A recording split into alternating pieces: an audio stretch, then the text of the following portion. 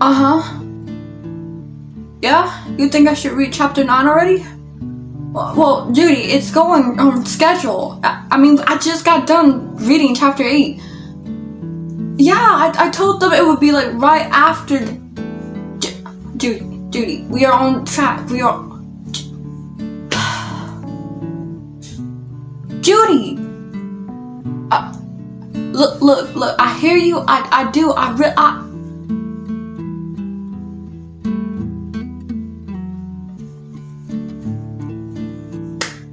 Wow. Well, that was embarrassing.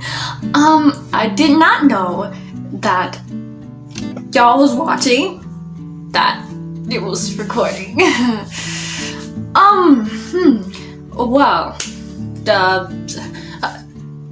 let me explain. I just got a call from Judy herself, and she is not happy with the upload schedule.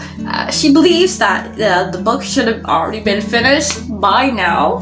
That is taking a bit too long to have gotten to this point, which is chapter 9. Things happen, of course.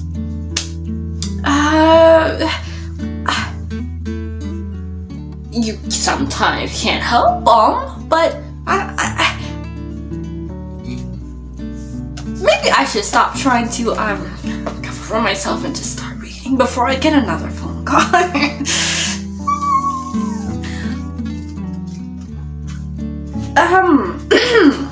Where were we? Chapter 9. Project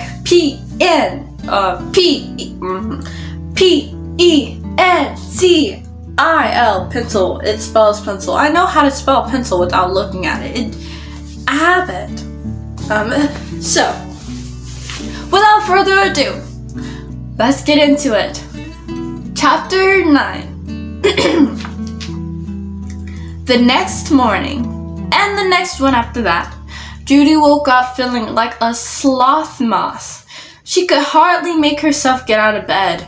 Saving the world was not going so well. She hadn't done anything really important, like heal the world with her own crazy strip. So far, she had only saved 4 banana peels, a lunchbox, and a toad. On Friday morning, Judy ate her no-garbage breakfast in silence. She packed her no-garbage lunch by herself. She didn't say a word when Stink stuck crazy strips all over his arms, elbows, knees, and chin. "These crazy strips itch," said Stink, peeling off the one on his elbow. Judy couldn't stand it 1 minute more. "If those are my crazy strips," said Judy, "I'd be happy to itch. I would not scratch once, and I would not ever pull it off, not even in the bathtub."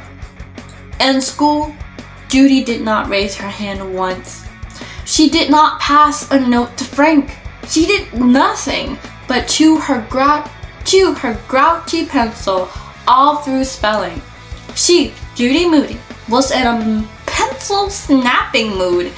When it was time for science, Mr. Todd took off his watch and said, "I want everybody to sit still for 60 seconds. I'll time you." When the minute was up, Mr. Todd said, "In that minute, 100 acres of trees in the rainforest were just destroyed. That's 70 football fields." "No way!" went through the class. "We all depend on the rainforest," said Mr. Todd, "for things we eat and wear and use every single day. Think about it. Even your wooden pencil and rubber eraser could be from the rainforest. 98% of the cedar wood used for pencils come from the rainforest." Judy stopped chewing on her grouchy pencil. She stared at it. The grouchy face looked even grouchier. This pencil used to be a tree, a rainforest tree. She, Judy Moody, would never use a pencil again. Not even a grouchy pencil. If we would help save the rainforest, we would help save the planet. said Mr. Todd. Suddenly, Judy had a plan. A perfect save-the-world plan. All she had to do was skip recess. When all the kids hurried outside to the playground, Judy sneaked back to the classroom. This was her big chance. Inside each desk was a pencil holder. Judy raced around the room and took the pencils from each desk. Then she hid them inside the flower vase. As soon as recess was over, it was time for math. Take out your workbooks, said Mr. Todd. Let's get those pencils working. Uh-oh, Judy thought. Hey, my pencil's gone. Mine too. Mine was right here. Mr. Todd! Mr. Todd! Somebody stole our pencils! The whole class was in an uproar. Okay, so is somebody playing a joke? Asked Mr. Todd. Nobody answered. Do any of you know anything about missing pencils? Judy kept her head down and pretended to work out math problems. Brad looked at Judy. She was the only one not complaining about her missing pencil. And she was doing math problems with a P-E-N. Pencil thief, Brad yelled, pointing at her. Judy Moody stole our pencils. Brad, chill. It's just a pencil. If nobody got a pencil, nobody can do the work. Judy felt eyes of 21 third grade pencil lovers turn to glare at her. Judy felt the eyes of 21 third grade pencil lovers turn to glare at her. Judy, Mr. Todd came over to her desk. What do you know about these missing pencils? Okay, I took them, Judy confessed. Because I think we should stop using pencils. Stop using pencils? That's nuts, Brad said. This helps save the rainforest, said Judy. Class, what do you think? Asked Mr. Todd. We just want our pencils back, said Leo. Judy could not believe these third grade pencil freaks. Were they in the ozone? Didn't they care that 70 football fields of trees a minute were being cut down? She wished that they would all move to Pennsylvania. I think we should save the rainforest, said Frank. Me too, said Haley. Me three, Rocky said. Yeah, but we can't just give up pencils forever, said Randy. We have to write stuff and erase stuff like math, and how can we save the world without math? Maybe we don't have to use so many, said Jessica French. One pencil can draw a line 35 miles long. We could all promise to use the same pencil until 5th grade. How did Jessica Finch know so much about pencils? Maybe she wasn't such a fink after all. How many pencils can you get from a tree? Judy asked. None, said Brad. Pencils don't grow on trees.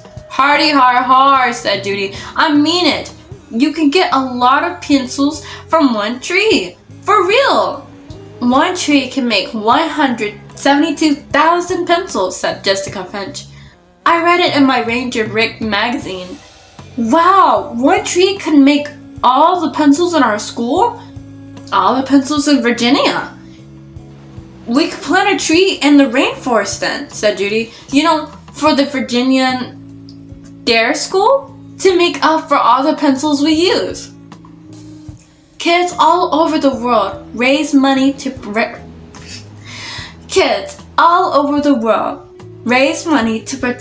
rainforest. Jessica told the class. It only costs $1 to have one tree planted in the children's rainforest in Costa Rica. If it only cost $1, Judy said, then we could send money for them to plant trees, and our class can adopt them. Wow, everybody said. Let's do it. Class, any ideas about how to raise some money? Mr. Todd asked. How about a car wash? Said Lucy. We could sell stuff, said Adam. Like cookies.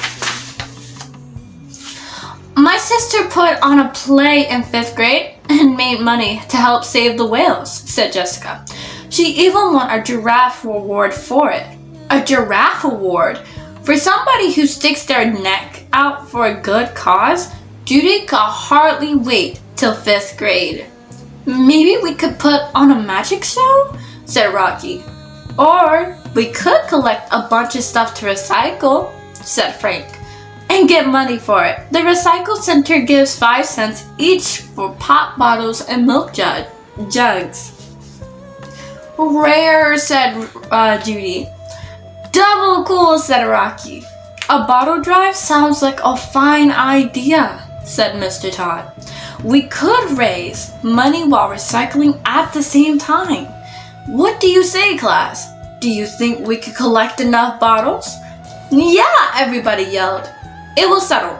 The Virginia Dare School, Class 3T, was going into the bottle business, starting with their very own cafeteria. The 3rd graders spent the afternoon rounding up milk jugs from all over the school.